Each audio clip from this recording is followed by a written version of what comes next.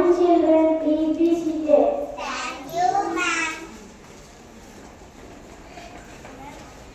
Ma'am, somebody has broken the glass. Who did it?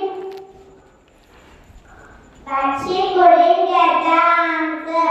The teacher again asked. Tell me, who did it? After some time, the head boy collecting carriers and raised his hand and accepted his fault. Yes, ma'am, I am broken the glass, but not already. I want to return my phone. Please back to me. By hearing this, the teacher didn't say anything. She went to the library and bought a book and gave to the boy.